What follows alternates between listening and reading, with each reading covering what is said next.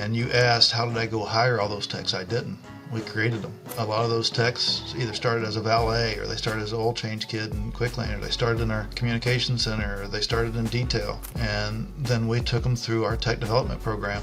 Today, I'm joined by Ed Roberts, Chief Operating Officer at Bozard Ford Lincoln. Visiting Ed Roberts at one of his shops isn't just a meeting, it's a pilgrimage dealers across the country have been making for years. They come not only to meet demand behind Central Florida's world-class service lane machine, but to also capture even an ounce of his brilliance in operations and efficiency. In our conversation, we peel back the layers on what's fueled his runaway success and walk away with a semester's worth of insight packed into just 1 hour. A big thank you to our sponsors for making today's episode possible: Cox Automotive, Dealer DMV, and Nomad Content Studio. And now let's get into the show. Ed Roberts on the CDG podcast. Ed, welcome. Thank you. Glad to be here, Yossi. I can't believe we finally made it happen. I had a text from one dealer, and he was saying, jokingly but respectfully, he said, "I feel like going to see Ed is like a rite of passage in the car business." It's like I talk to people, they're like, "Oh, I went to see Ed's facility. It's like visiting the Pope." And so I was like, touche. That was a great comment. But it does seem that way, where, you know, you talk to people, they're like, "Yeah, I saw Ed's facility." It's like a big deal for people, rightfully so. You've put a lot of, blood, sweat, and tears into this place. Do you feel that way? Do you feel that way as well when people come to visit? Well, we do have a nice facility, and I'm honored to be a part of it, but it's not the facility, because at the end of the day, it's just brick and mortar. When we all go home, there's nothing here. It's just a silent building, and it's what we bring to it every day. Our people bring the culture, and the culture that they bring here, and the enthusiasm and the buy-in to the vision is just, in my opinion, obviously I'm living it, is second to none. But I love it when other dealers come here, because it's a two-way street. When they come, we can learn from them. They can learn from us. Everyone has something they can hang their hat on. And because that becomes so natural to them, they may not tell you about it, but in conversation, it comes up, and you can learn through some conversations of just how they do things and we do things.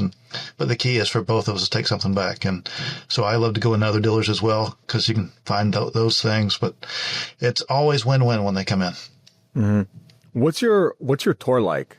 I say that like at my prior company, when I was raising capital from investors, right, outside the industry, I had this like very choreographed, like I knew my way. It was like, they come to the office, we do a stop there, we go there, then we like break it, we stop at a Starbucks, which keeps it very more human and kind of down to earth, and then we go to the reconditioning center. So I'm just curious if like you have a very prescriptive tour that's like, set for everyone that visits. Most of the time it's somewhat structured, but it's free willy as a rule. When we do follow the structure, we start in Quick Lane, and then we end up in my office. And the reason why we do that, we can go full circle, but we have Bozard University here, and we got so many development programs, whether it's a technical training program or whatever it may be. We hire mostly for entry-level spots. So I take them to an entry-level spot into our store and then walk them through the journey. And when I can walk them through that journey, I can introduce anybody that comes into someone that started in a different role, because about 70% of the people that's here start in a different role than what they're doing today. It's a role that they've grown into. And when you can do that, they tell the story for you. You don't have to tell the story. You introduce them, hey, Alex, tell whoever, how long you've been here, where you came from, what'd you do when you started here. And they tell the story. And those are the cool elements. Ed, on one hand, you are an exceptional operator. On the other hand, and I guess these go hand in hand, but you, to me, I view you as an educator. Look what you just said, 70% start at entry level, Bozard University. We'll talk about all of this. Where did you develop that competency, that skill to be such an educator? Because you started out as a tech. You were turning wrenches, right? And it's not really what you need to excel at to be great at turning wrenches. Talk to us a little bit about that. Well, I'll dance around on that a little bit, because we talk about, the industry talks about there's just a shortage of technicians. And I don't believe there's a shortage of technicians. There's a shortage of developmental programs to create technicians. And there's a lot of people that want to do the work, but don't necessarily have a path to get there. And those in the audience that that know me, I started in very humble beginnings. And my intention was, I didn't have an intention to get in the car business like so many people that come on this podcast, Yossi. We all end up here by accident, or most of us end up here by accident, and the same here. I was homeless. I was still finding a way to go to high school. I wanted to at least get my education, and went into a job fair that the school was having and met a guy that was a fixed ops director at a Ford dealer. And he told me to stop by a store and we'd talk, and things didn't work out at that store. And that's a whole nother story in itself. I didn't start there. I was given a job, didn't start, and ended up, going to another Ford store. And that was my gateway into the business. And then it was a grind. I didn't know anything. I didn't know how to be a technician, didn't know any of those things. And I instantly found myself being a tech apprentice. And there was no path to make myself better. I had to find ways to make myself better. But the reality, you fast forward now 33 years, and what my mission has been is to create those paths, because there is people that want to do this but don't have the confidence to do these things. And when you can create those paths and connect them to it, it isn't just creating them, it's you got to connect them to them and then push them through it or guide them through it. And then they become, as we all talk about, we always want to be better versions of ourselves or the best versions of ourselves. When you can help someone do that over and over and over again, that's very gratifying. So it really comes from way back in someone giving me the opportunity and realizing the void that was there, that I didn't really have a guide to go by to get to progress at all, that I want to give people opportunity that wants it. And the ones that want it, if they show that they have the right attitude and they're going to put in the effort to do it, and they'll buy into the vision, then I want to give them a path to get to wherever they want to be, whether it's a technician, whether it's a salesperson, whether it's a service advisor, whether it's something in accounting. Jobs are endless at a car dealer. And so that's where it comes from, is just the roots of how I got started. I don't want to gloss over the fact that you just mentioned something important, which is you were yourself homeless. Can you just tell us, like, how did that come to be? How did you get out of that?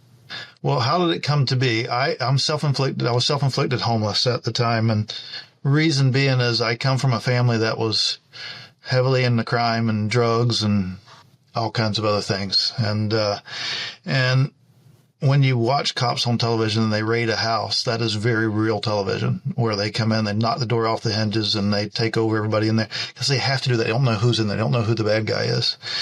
Having my head stepped on a few too many times, or more times than I wish to tell, it makes you think that, hey, is there something else out there?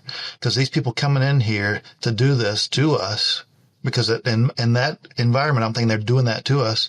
They're living a different life than we are. And so being younger in my family, I was the fourth of 5 kids. And watching my dad and my brothers and sisters go through what they was going through and learning. And I got to a point, probably by the time I was 11, that says, I don't want to go down that path. And then started chasing different things, and then I had to leave that environment, because when you live in that world, it's just like when you go into the ghetto of any town. When you live in that world, that's what that world is. So the people across the street do the same thing. The people next door do the same thing. And in order to separate yourself from it, you got to leave it. So I bought a car for $600 and before I had a driver's license, and that became my home. And I had to separate myself. Now, I still showed up there for the next probably a year or so and took a bath occasionally, but I had to leave that environment to break away from it. And then as things progressed, I really had to separate myself. So a couple of years later, I separated myself from my family for several years to create my own identity. And wow. Now I've supported them, since that time. And I don't support everything they do, but I make sure that they have a roof over their head and that my family's taken care of. But it was self-inflicted to leave the environment, because you can't be in that environment and be somebody else.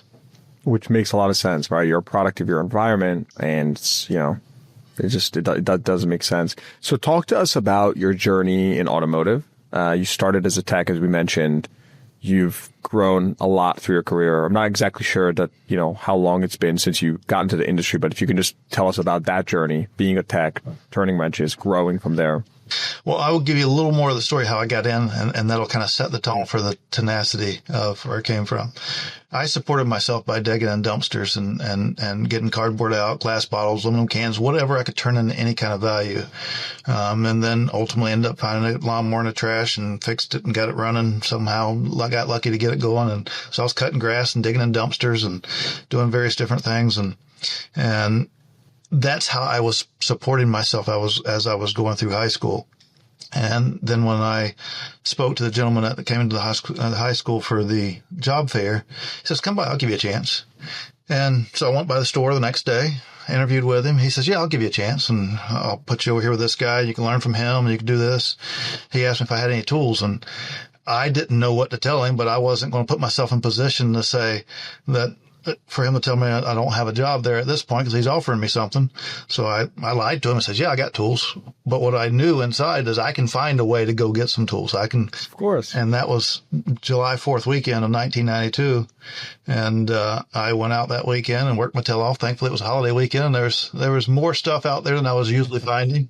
And made $400 in recyclables and went to Sears. Those of you guys that remember Sears, bought $400 worth of tools and showed up there on Monday. And he told me the previous week when he interviewed me, he says, "I won't be here next week. I'll be on vacation. Come in and see my assistant." So I was supposed to come in and see an assistant. But over the weekend, when I went and bought tools and I'm unwrapping them and I'm putting it together, I stopped by my family's house and told them what was going on. And they told me, "You're not one of the people out in the real world. You'll never make it. That's not who you are. You're one of us." And then I show up at that store on Monday and I go in and ask for the gentleman I'm supposed to ask for. And he looks at me and he judges the book by its cover. I look like a hoodlum, smelled like a hoodlum, sound like a hoodlum, because I was a hoodlum. I was straight out of the ghetto. And he says, "There's no place for you here." And then it replaced back through my mind that my family told me that before I showed up there. And so I conversed back and forth with him, tried to convince him otherwise for about 10 minutes. That didn't go anywhere. So I left and I'm sitting out at the traffic light next to that store, and I can turn left and go back to Sears and get my $400 back and go back and tell my family they're right, or I can turn right and at least go try to find something else. And I made the decision, I'm going to turn right and I'm going to see if there's something else out here. I had no tie to a car dealer. That was the first time, because he was at that job fair. That's what put me there. But I said, if somebody at a car dealer will give me a chance, maybe somebody else will too. And I turned right, didn't have a clue where I was at, where I was going to end up. That road ended in about 3/4 of a mile, teed off, and I turned right again. And about 4.5 miles further down was another Ford store. So I turned in there and met a guy by the name of Charlie Waters, hired me for half the money that the other place was going to hire me. But he gave me the chance, and giving me that chance was what I needed. And the fuel was not going back to what I came from. And so that tenacity is what carried me through to where I am today. So every role that I've been in, I've been a sponge, and I've challenged status quo. And why does it have to be this way? And how can we do something better? And let's look at it through a different lens. Let's look at it through our customer's lens. Let's look at it through what they experience. And and those things has paid off handsomely for me. I worked for Ford Motor Company for a period of time. Came back home when I was losing my dad, just to be close to my mom, take care of her. And got back on the car dealership world. But that's my home. I love people. And so it was the glamour working for Ford Motor Company for a period. But what was home to me was working with people. And so the car dealership world was my life. And because I'm not in the car business, I'm in the people business. And so that fit, and continued to grow, before I went to work for Ford, I became shop foreman, service manager, all those things. Then went to work for Ford, came back. And ultimately, I've been here at Bozard for 13 years. Started here in 2012. Actually, today is, as the recording of this is my 13th anniversary. Wow. And when I started here, I was a 43rd employee. And we had 7 technicians, 3 advisors, 8 salespeople. And we was a small store in a small town. And today we have 459 employees. We're a large store still inside of a small town. So we way outgrow our market. And, I started here as a fixed ops director in 2012, became the COO, early on in the pandemic. And we continue every day. We strive to get better. Our slogan for this year is all systems go, meaning that the rocket's in the air and we got to keep it in the air. So nobody can back off. We have to keep pushing forward, and people will buy into a vision. They'll buy into a why rather than buy into trying to squeeze more out of them. So we're all systems go, foot on the gas and growing like incredible. This episode is brought to you by Cox Automotive. AI and personalization are fueling a bigger shift, improved customer experiences. A new study from Cox Automotive reveals that transparency and feeling informed, supported, and in control are the 4 key drivers of satisfaction. And dealers who understand what drives satisfaction aren't just improving customer experiences, they're seeing massive results. If you want to learn more, download the 4 key drivers of shopper satisfaction by clicking the link in the show notes below. Incredible story. So I have so many questions. First of all, tactical question first. 459, that's total dealership, right? Yes. Fixed, variable, everyone. Okay. What's your fixed org look like? Which will lead me to one of the most requested topics, of course, your mobile service game. And we'll talk about the university one by one. But like high level, like how big is your fixed org? So I will shock the world out there on this. And this will highlight that there's not necessarily a shortage of technicians. 12 years or 13 years ago, started with 7 technicians. Today, we're 165 technicians and 37 service advisors. 1, 2, 3, 4, 5 service managers total. We're a huge operation, but we're a fixed store first.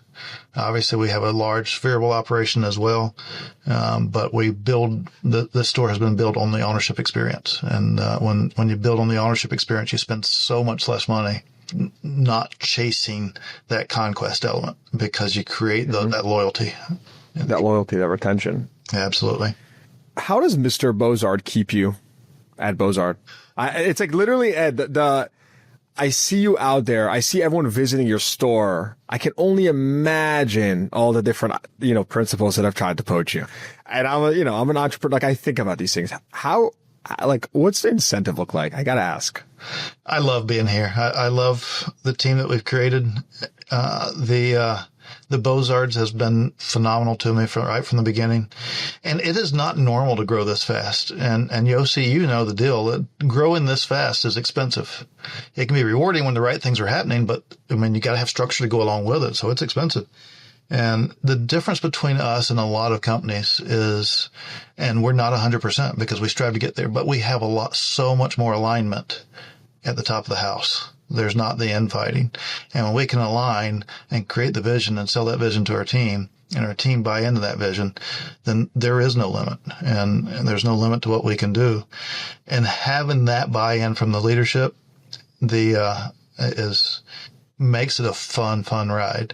So there isn't a time that I go to them and say, hey, I need to do something different. They give me a lot of flexibility to do a lot of things. I run a couple other businesses on top of this. And I did notice that. You have other ways to do that. And so I do that through people. What do you mean by that? I do that through people. As I said, I'm a people person. So when you can bring people in and share the vision of whatever that company is and get buy-in from that, then they push towards that vision and they go out and accomplish a job. So I don't have to be full-time in those other elements to make an impact there, but it is about bringing the right people in that believe in those elements and creating that alignment over conformity. When people conform, and like huge respect to, your company's leadership for being astute enough to understand right, what someone like yourself brings to the table and to structure the role in a way that enables you to grow in other ways that are maybe, not directly related to the business, but keeps you happy, keeps you there, right? That's a very, it's a smart move by them. Keeps me fulfilled. And that's what we have to do to our team members as well. We got to make sure they feel fulfilled in their job. People can be paid well, but if they're not fulfilled, they can be unhappy in their role. But if you're fulfilled and you're paid well, then you're pretty content with where you're at. And we're not done yet. I tell people every day that we're just getting started, and we are. We have so much opportunity in front of us because every day is ground zero. Every day is we're starting fresh. How do we get better today than we was yesterday? You said something that is, you worded it really well, right? You said there's no technician shortage. There's a developmental program shortage, which it's like so simple, yet it's just so true. How do you train? How do you solve that? How have you been able to hire 100+ technicians and build a machine? What's your secret? Most people, and this isn't just in this industry, this is in the business world, we're in it for the short game. We're in it for what can we get out of it today? What can we squeeze out today, this month, this week? And correct. There has to be some level of that, but there also has to be that vision of where do you want to be 5 years from now? Where do you want to be at the end of this year? Where do you want to be in 10 years from now? And when you look at it from a long game standpoint, you plan things out differently. You put things differently in place. And you ask, how did I go hire all those techs? I didn't. We created them. A lot of those techs either started as a valet, or they started as an oil change kid in Quick Lane, or they started in our communication center, or they started in detail. And then we took them through our tech development program. And originally, when we started it in 2015, that's what we called it, was tech development program. And then as we revised it, and you constantly have to revise things, you're never there's never a destination. Everything's a journey. So then it became TDP 2.0, and then we got fun with it and we called it TDP 4.36. And then we rebranded it and called it Bozard Technical Institute.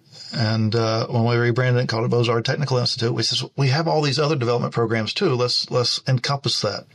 And Ed, you've vertically integrated the tech schools that we all talk about. You've literally vertically integrated that. You are the tech school. We are the tech school. I will hire kids from a tech school, but you don't have to be from a tech school.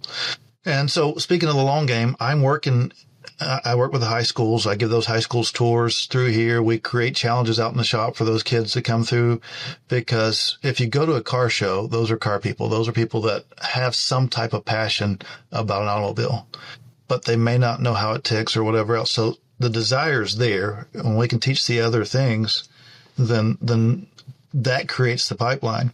But we work with tech schools, work with high schools. High schools is not a today game. High schools is a 5 or 10 year game.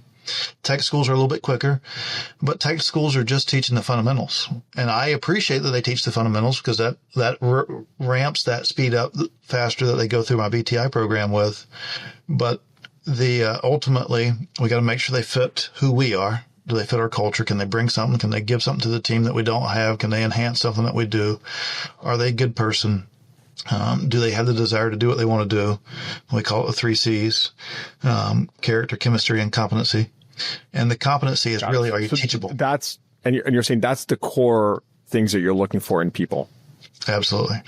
And I got valets that started here 2 years ago that sell 20+ cars a month now. So the path doesn't have to be a technician. We have a salesperson. I believe this is his only sales job that he's ever had. And today just moved into the F&I office, because we want to grow from within. And so our tagline for Bozard University is win from within. And when their peers see that one of their friends move into a role that they're chasing, it gives them hope that they can get there. Right. But when they see someone coming from the outside, then they think, okay, well, I got to go fill the hole that he left. And then we have this constant churn of people where we're trading people. And when we're trading people back and forth, you can't really push in that direction of a single vision, chasing a single goal that we're all after. Okay, so a bunch more questions. Do people pay to attend BTI? They do not. They do not pay dollars to attend. They do have to pay with attitude and effort. And if they bring those things, there is requirements that they have to hit, and they're producing while they're there. And those requirements move up as they go through the program. And as long as they're hitting those elements, and obviously we want to be engaged with them, because sometimes they're not hitting those elements, and there's other reasons or outside influence of why they're not. And that's where leadership comes in, is engaging and learning the person for who they are. because you should know those things. They should never be a surprise to you when there's outside influence. When you carry them down that path, they become very loyal to you because you didn't just give them a job. You gave them a career. You've invested in them. Absolutely. So if I'm a dealer and I hear this right now and I want to sponsor someone to send them to BTI, can I do that? Maybe at some point, but right now we're building our people. Ed, my brain is so contaminated from private equity that all I'm thinking about right now is like, how do we take this chicken and plump it up?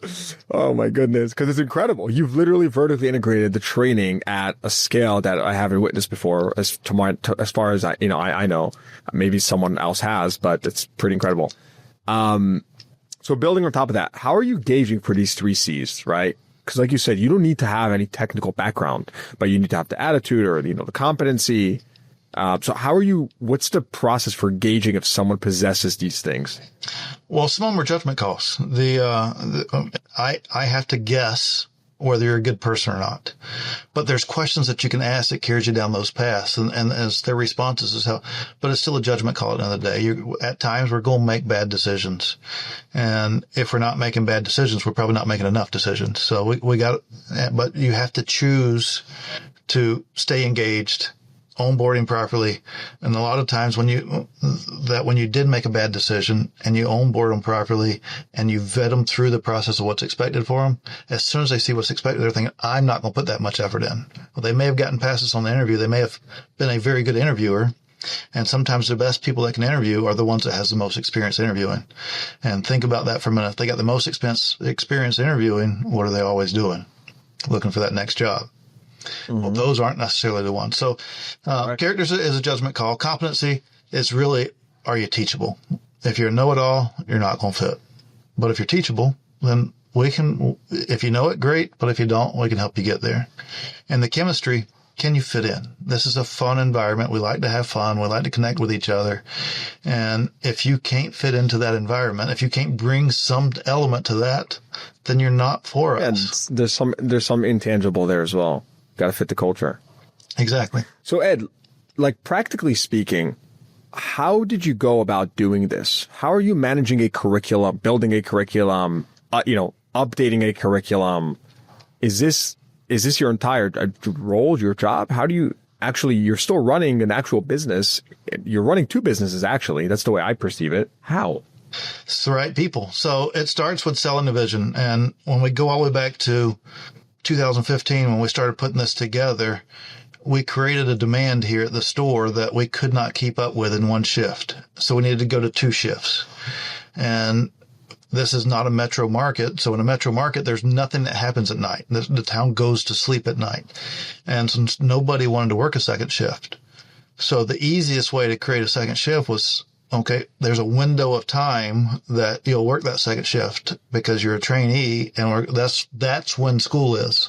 So we created it as a night shift, and we did that and continued to evolve the program. And did we make mistakes along the way? Yes. Did we have the right curriculum in the beginning? Whether we had the right one or not, it always needed to be enhanced. But as we got that ball rolling, let's call it the chief of staff at one of the local technical schools says, I like what you guys are doing. I'll come write the curriculum. Let me be a part of it. I'll do whatever I can do to be a part of it.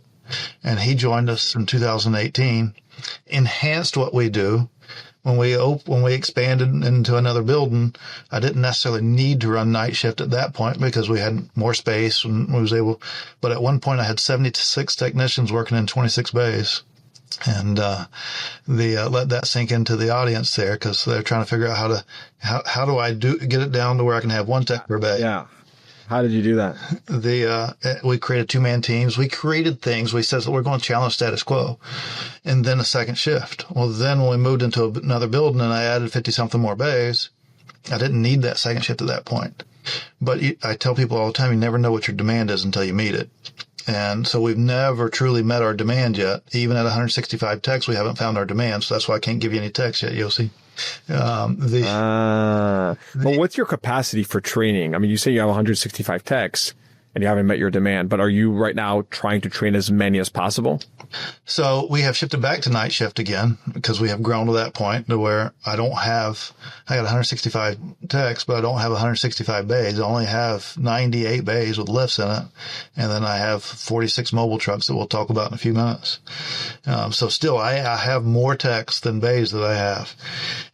But the training has went back to night again because that was the need. We are getting closer. I mean, there was years that we went, we'd have a 6 or 8 week wait to come into service. And our market, the city of St. Augustine, is just over 15,000. The county that we live in is just over 300,000 now. But we service about 4 times what we should service for that size community. So we expand outside of our market, and we have to for those reasons, for the size that we are. But we offer an experience. Go back to what I said earlier. If you focus on the experience, and any dealer, sales is the glamour. That's just part of it. That's what it is, because that's what we chase. Well, it all does start in sales, but that sales experience is very short. It lasts hours, days, sometimes weeks, occasionally a month, but the ownership experience lasts years.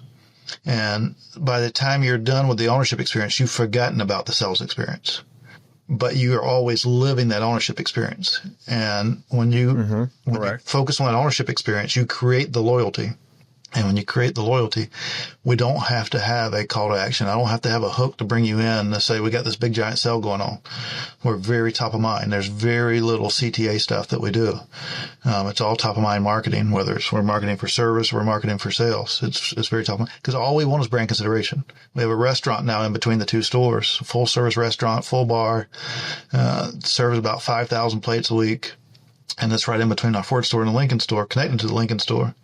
And if you'll bring your wife and kids here or your husband and kids here twice a month to have lunch or dinner, I just want the brand consideration. When you're in the market for a vehicle, let's go by Bozard. We can grab dinner and see what they have. And then we have displays built around that parking area as well, where it's very inviting. But everything's so yeah. Well, when you say we're servicing roughly 4 times what a store our size should be servicing, to what extent is that being driven by your mobile service fleet? So mobile service. We've been doing mobile service since 2015 as well, but we started that with fleet. And then we started ramping it up at the end of 2019. And then when COVID hit in early 20, we looked like geniuses. That way we could go to our customers' homes.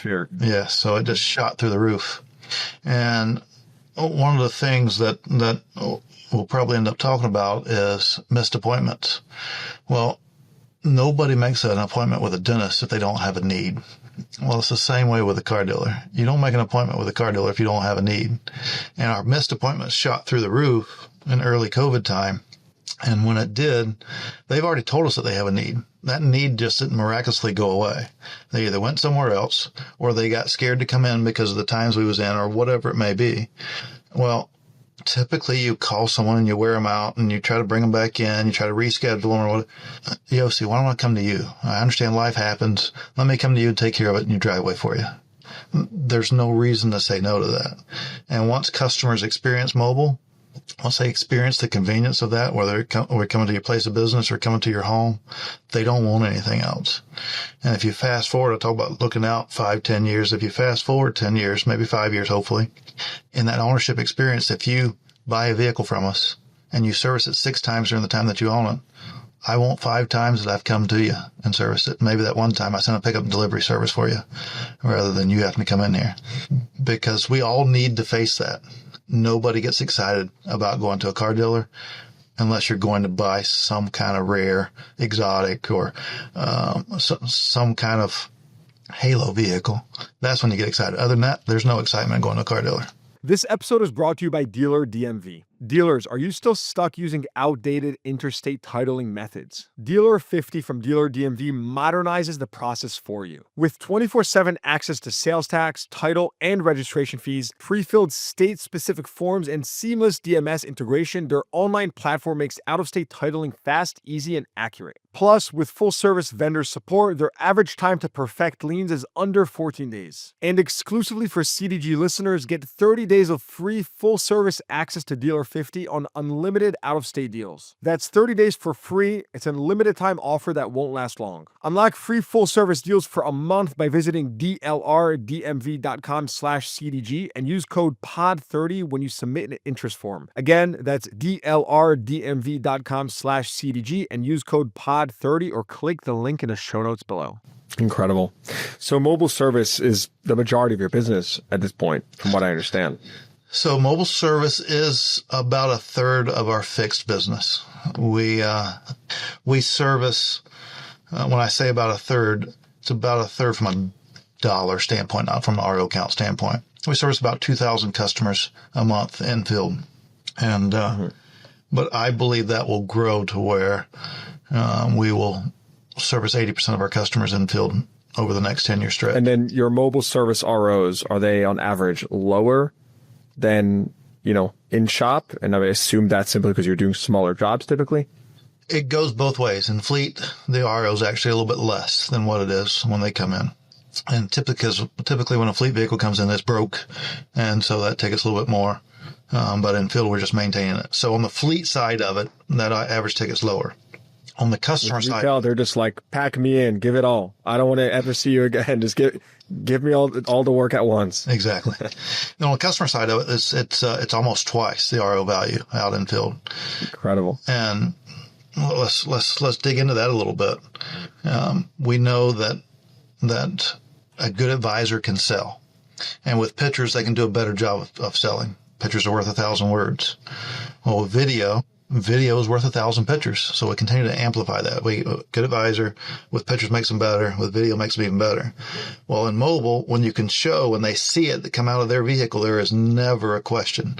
So it's not selling anymore. It's showing. If you show them that it needs it, they're buying. So in mobile service, it makes selling so much easier. But because you can show them right in front of their face. Yes, you pull a derby. It also creates a more transparent, honest experience, which is good for everyone in the long run. Absolutely. And the car dealership world's got a bad rap for decades. I would say centuries, but we hadn't been around for a couple centuries yet. But we've got a bad rap for decades, and that breaks those barriers down. The barriers of trust is gone when you do mobile service, but you got to do it with the right people. You got to have a good communicator going out as well. And that was my next question. I want to deconstruct some of them to common misconceptions. First one being technicians don't want to drive and or interact with people. What's your take on that? Well, Yossi, you got to take a different look at it. Simply because you've had an HVAC technician show up to your house, and they didn't tell you that I need to take your HVAC system with me back to the shop so I can fix it. They fixed it there, or they replaced it, or whatever it may be. They know how to communicate with you.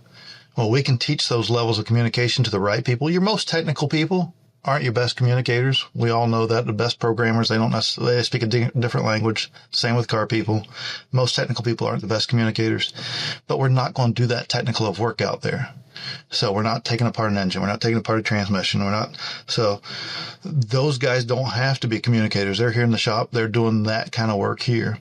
But when we chase guys that's pool service technicians, HVAC technicians, plumbers, they're already used to communicating.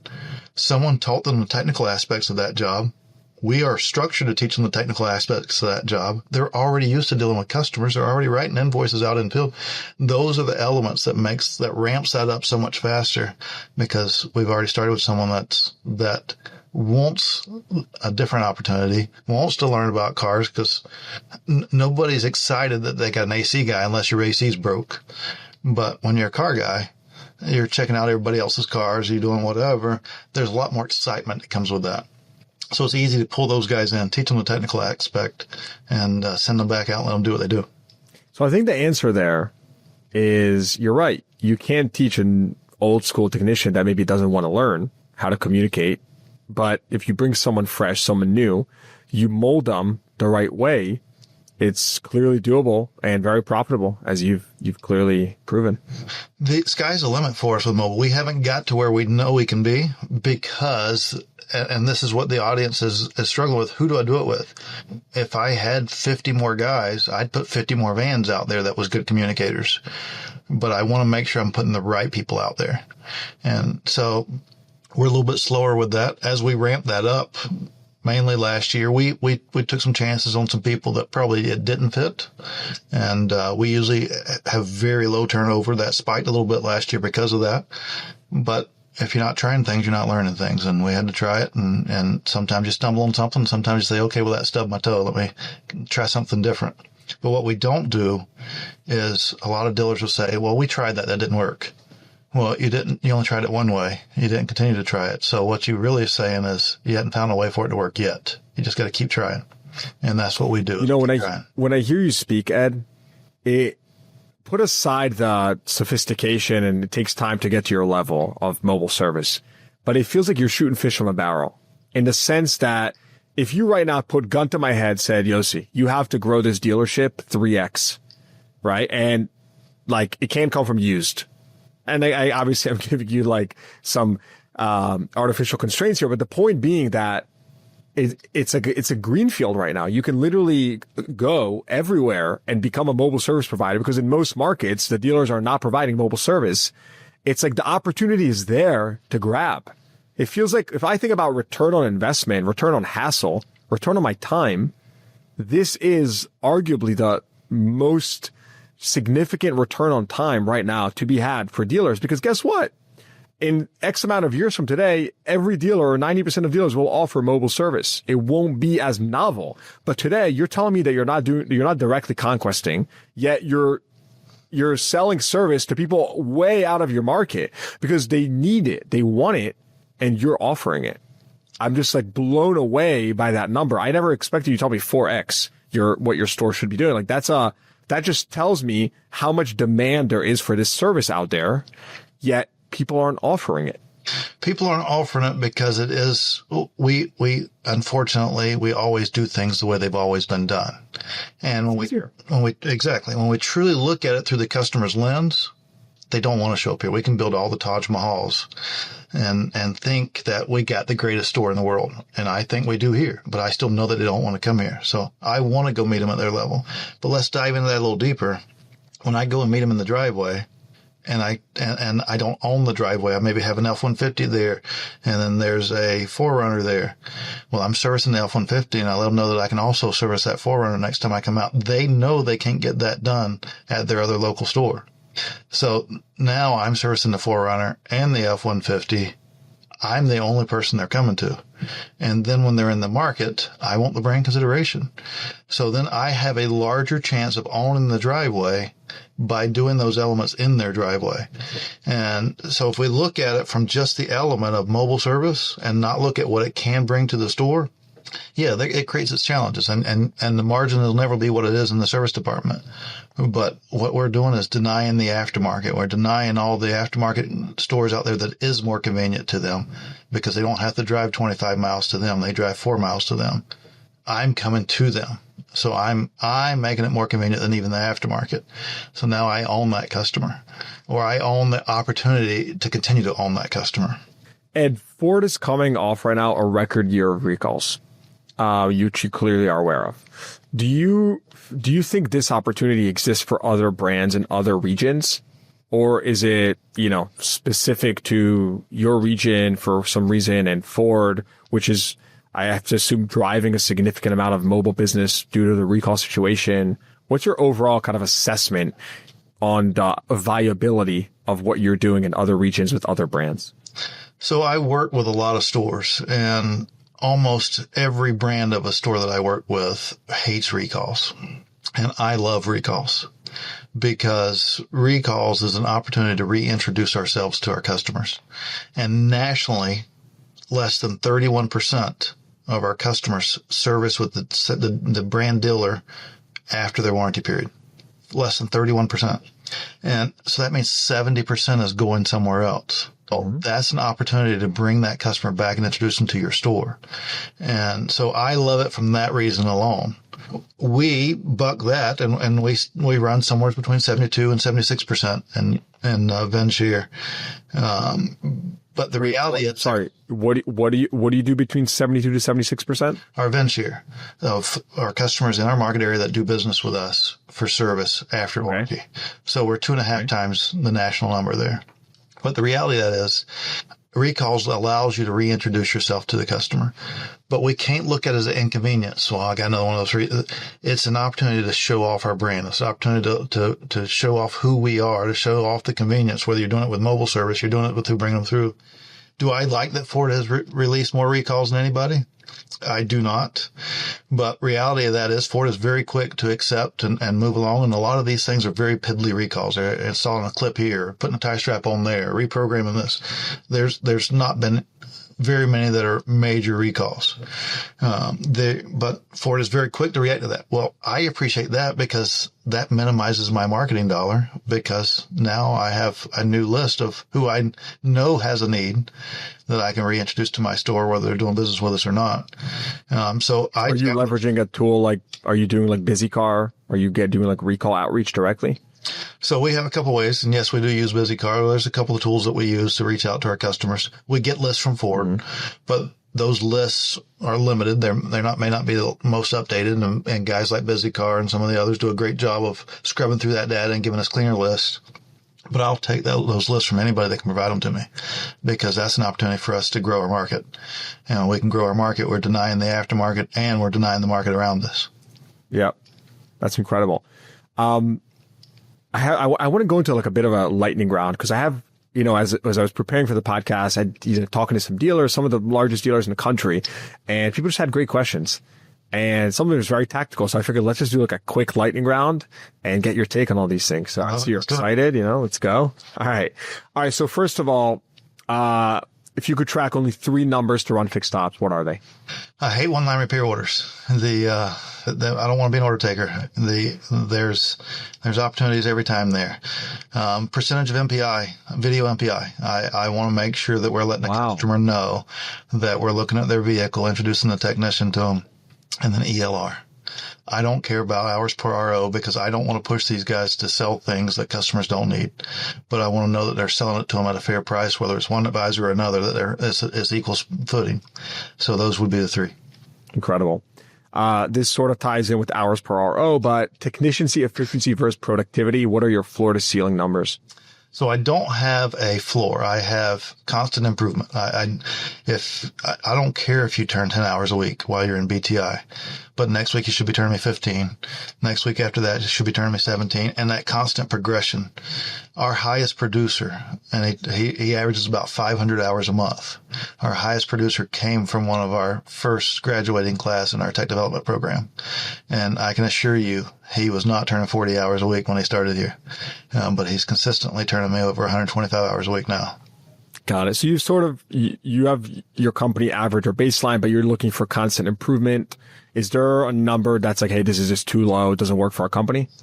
Yes. Yeah. But there's expectations. So if you can't meet those expectations, you only make it to the line. But you have to meet those expectations before you come out of those programs.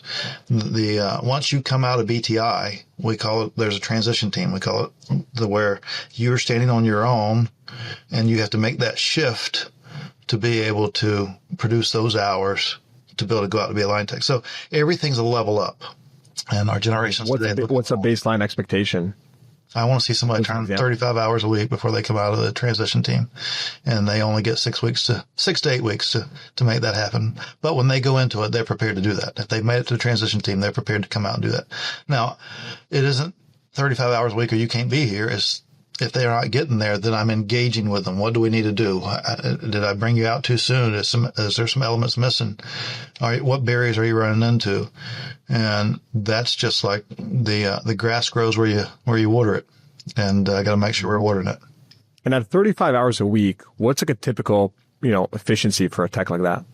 Do I want to keep them at 35 hours a week? No. The average shop runs at 112%, but at 112%, I have a lot of people that are less than 100% because of the development programs, but I have a lot of people that's above 100%. Yeah. So once they transition outside of the transition team, now there's levels for them to hit different bonus programs, and they're not going to hit anything less, any bonus program less than 100%. Okay. Let's go to first service retention. What are your benchmarks at 12, 24, and 36 months? So I ran those numbers before we got on here just to be able to hit those. I do not offer first free oil change. I don't want to offer anything for free. I don't like coupons. So it's about bringing customers back. Premium. What's that? Mm-hmm. Keep the service premium. Exactly. So 83.7 first year, 80.1 second year, 73.4 third year.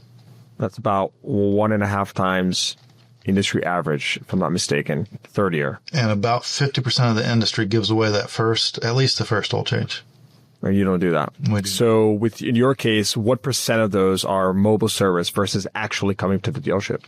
We're ramping that up. I can't say that that's huge yet because last year that was our big push, was to go out and offer that first service, give them the best experience the first time they need service, and then continue on from there.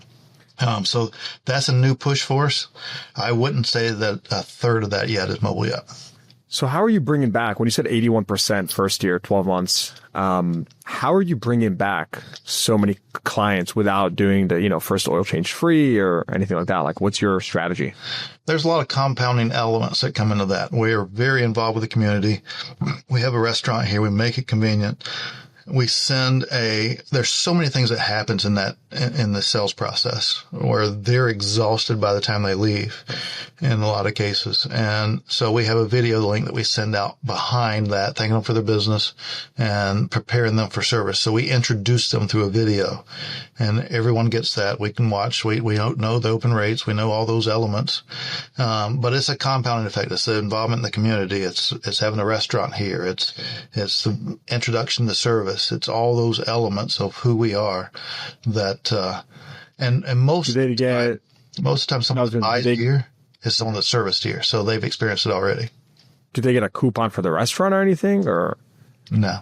Are you guys that small of a town? Because I have like 100 restaurants within a mile of here. So I don't know if I'm coming back to yours, We are a different restaurant. It's a Ford's Garage restaurant. It has a lot of nostalgia to it, and there's not very many restaurants here. We're not talking, this isn't no Perkins. Right. Exactly. So, my man. A lot of intentionality went into all these things. Love that. Talk to me about show rate expectation for confirmed appointments.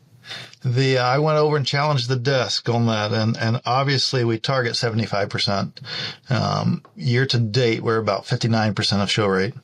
And so there's always opportunity there. But I have to give it to them. They do a great job on closing. They're at 17.6% year to date. And, the internet office is. So there's always opportunity for improvement. That's why I'd say we're just getting started, because anytime we're talking numbers that's 50s and 60s and 70%, yep, there's so much opportunity in front of that. Voice AI in the shop, yay, nay, or not yet? I'm very excited. I'm very excited for this answer. This goes very similar to one of the recent podcasts you've done, Yossi. We want AI to enhance who we are. And we have signed with a partner, and I won't say who it is yet because we're hitting struggles. And, but we are a large volume service center, and I don't think they was prepared for the size that we are and be able to react to the things that we do. So, it has not enhanced us yet, but there is opportunity for AI there for sure. Okay. And I'm sure if anyone's going to find that opportunity, it's going to be you. Hence why I put not yet. And it seems like you're in that in-between stage. So maybe we'll check in 6 to 12 months, and it'll be a different answer. I'm hoping for it to be a different answer in 30 days. Even better. All right. Warranty AR days to target. How do you manage it? Like, what do you look for?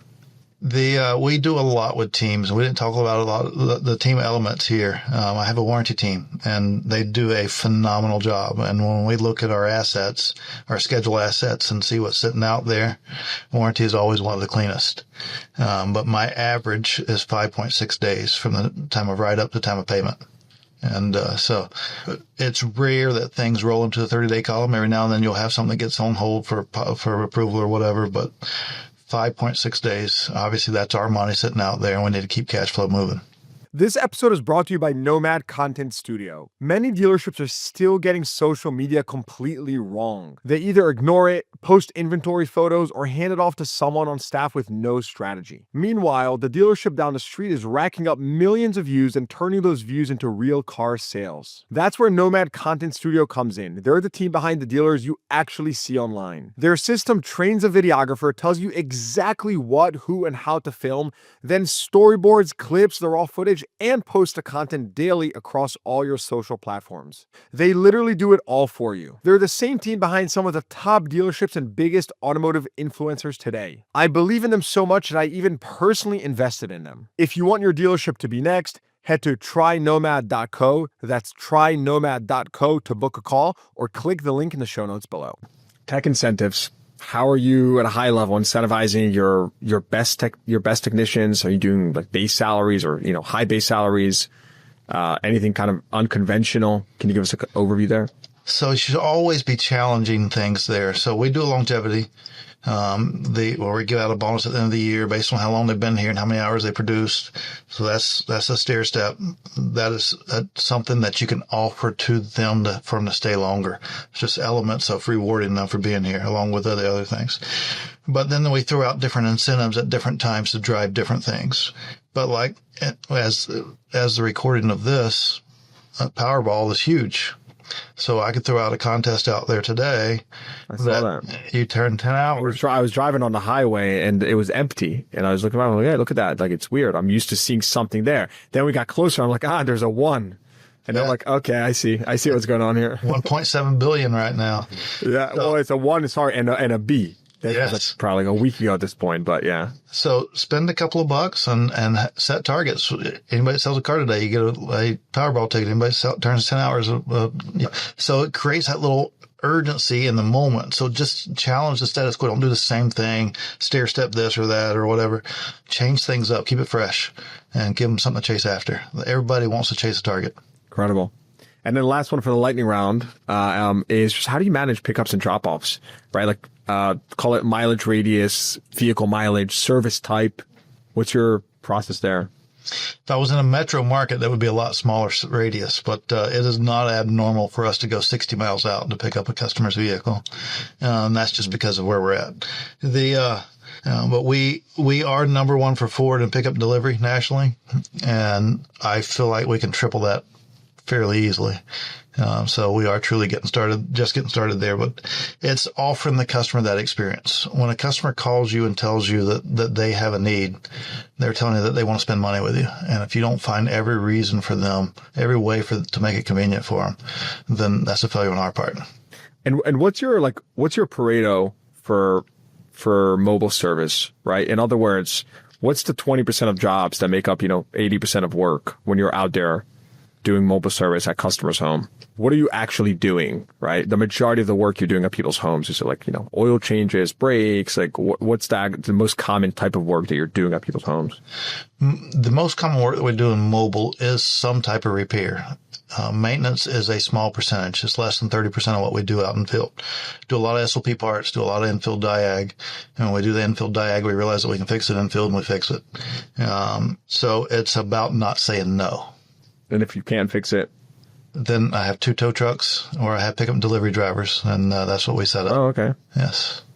Well, you got through the lightning round on the Car Digital Guy podcast, so congrats.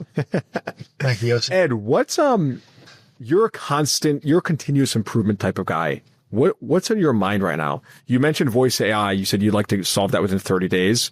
So that's clearly something that's on your mind. You're thinking about how can I, make sure we get all these calls and be a more efficient shop. What else is on your mind? So there's a few things. Mobile is top of mind. We do a lot with mobile, but there's still a lot of opportunity in front of us. The AI has there's so many ways it can enhance who we are, but we're hitting some barriers there, and we're going to get through those barriers. So I'm a not yet kind of guy. We hadn't got there yet. And then the convenience to land an appointment. If you go to some of these dealers' websites, and I challenge dealers with this all the time, it is so hard to either create a lead or set an appointment. And if we don't get that down, and we're down minimally, but we're not down to where I want to be. If I wanted you to be able to make an appointment with 3 clicks, and I want you to be able to create a lead in 3 to 5 clicks. And so we are constantly working on that. And I'll work with my DMS, and we'll take some layers out, and then they'll put them back in because they got to suffice everybody else. So that's a battle that we're fighting. But those are the 3 things: convenience to land an appointment or lead, and AI, how it can enhance us, and continue to enhance what we do mobily. Ed, how supportive has the manufacturer been to you from like a labor rate perspective on maybe on warranties or from technology and, what you're permitted to use to make that experience better? Do you feel like you're getting the support from the manufacturer? Could it be better? What's your take on that? The manufacturer looks at us as a land of what's possible. So with that, we get to pallet a lot of stuff with them, but I don't get any other benefits from them. There's nothing else that comes from it, but they do allow us opportunity to pallet stuff with them. Got it. All right. So talk to us about your book. Again, you're a man of so many talents, writing books. It's, sharing your knowledge, doing a big service for the industry.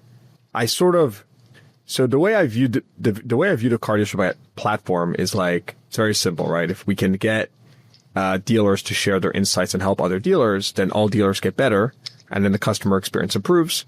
Customers are happier. Dealers are happier. Their experience is better. They're also more profitable. Everybody wins.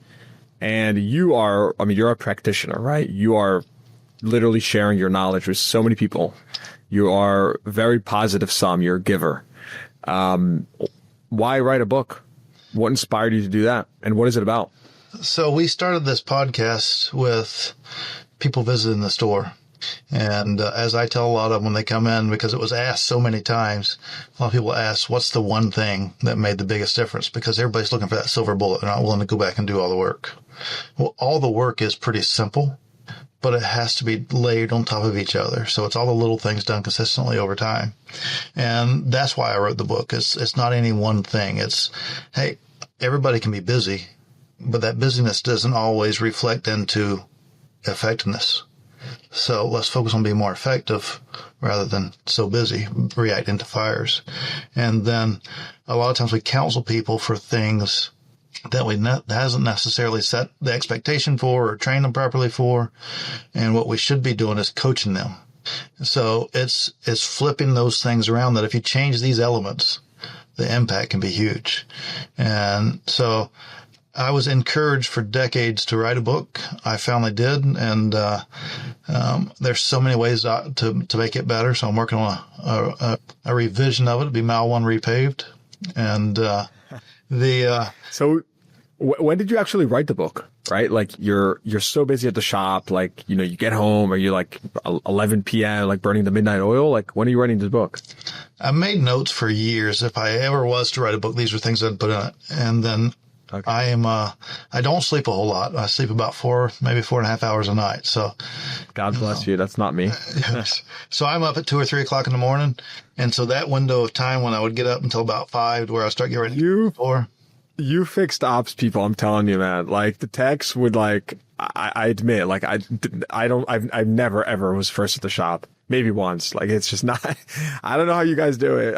Let me stay there till midnight. Just don't make me get in early, man. Don't make me do that. I'm so variable. So I pick on the variable guys. I tell them that we're eating lunch by the time they're eating breakfast. Yeah. But the reality of that is it's just flipping it around. The fixed ops guys is eating dinner with the family, and while you guys are still here, like you just said, until 11 o'clock. Yeah. So it's give and take. I know. Is there one, give us a teaser from the book. You gave us the overview, but is there like one story that you haven't mentioned on this podcast, or one lesson or anything from the book that is like, a key that you want to just mention now? Well, a lot of times this will be the last chapter, and I did it with Alan Mullally. We worked on it together, and we don't challenge status quo because of the fear of managing the change that goes with that. And the change is not hard. It takes intentionality and effort. And so the shifting it to that we get to do this, and here's the vision of why, makes the change so much easier. So it's making change with a positive spin on it. And those are everything that we do to get better, it requires change. And we have to find a way that we can make it rewarding to ourselves and to our teams that makes us push towards that. Cause otherwise it's just the grind. And I never want to just come in and survive the day. I want to come in and make the day thrive. And, so finding ways to grow through change in a positive way and getting the team to buy into it and push through with you is instrumental. And, it was a cool experience to do that with Element. Wow. You're such a giver, Ed, that I'd love for you to send us your, just let us know, send us the link to buy your book when it's out and to include it in one of our daily emails that go out to tens of thousands of dealers. I'd love to just include it in there, and get you more exposure because I think it's so, so important. And, you give so much from yourself and I'd love to, do that from our team and help you out as well, hopefully. But it's, incredible kind of how you're doing this. On a different tangent, I want to ask you, you've shared a lot about yourself already on this podcast, but what do people not know about you? There has to be more to the onion here. I want to peel it back just a little bit more. I see there's a football in the back and that's still a bit superficial, but give me let's go really deep here. What do people not know about you? Everybody looks at me as being this cool, calm, collective, very laid back person, and I am. But at heart, I am an adrenaline junkie. And, so before I had kids, I was, riding motorcycles at 200 miles an hour. And since I had kids, I got off of those. So now I have hot rod jet skis. So I got motorcycles on water. And that is my pastime. I am an adrenaline junkie. Oh, yeah? Where do you go? Like a lake, ocean? Where do you typically go? Wherever there's water. If the ski will fit in it and I can ride in it, that's where I'm at. So, I like fresh water because the cleanup time's easier. And I can spend more time on the water, but I don't stay away from salt either. So, but I'll go anywhere with it. But that's my favorite. Do you still, sure. Yeah. Do you still ever turn wrenches or anything like that? I am not a car guy. I turn wrenches as a means to an end. I like performance, so I roll around 1,000 horsepower pickup truck. But no, I don't. What do you drive? What is it? I drive a elevated Raptor R. Okay. Yes. Wow. So incredible. Like to have fun. Like to. People don't like to ride. Yeah, I bet. Dude, this has been just incredible. You've shared so much. You've been so gracious with your time. Any closing thoughts? Well, I just had a lot of fun. So I, as you can tell, I don't want it to end. So I'm kind of, dragging you along a little bit more here, but I'll let you do the closing thoughts or, if you have any questions for me or anything. I mean, it's been an incredible conversation. Well, Yossi, you've given me a lot of props here and I appreciate that. But ultimately you're making a difference out there and you're bringing this platform out where people can learn and get better. And the traction that you're gaining shows that you're making a difference. But sometimes maybe you question yourself, am I doing the right things? Is people getting something out of this? You're doing a phenomenal job. You and your team are doing a phenomenal job and keep doing what you're doing. Really appreciate that, especially coming from you. That means a lot. It definitely is it's a treadmill, but it's a rewarding treadmill. So, given the fact that it does benefit so many people. So that's definitely keeps us going and motivated and excited about, continuing to get knowledge out there. So Ed, this has been awesome. Ed Roberts, Bozard Ford Lincoln, and thanks for coming on again. Really enjoyed the conversation. Yossi, thanks for having me. All right. Hope you enjoyed that episode. Please give the podcast a rating, consider subscribing to the show, and check the show notes for links to what we talked about. Thanks for tuning in. I'll see you guys next time.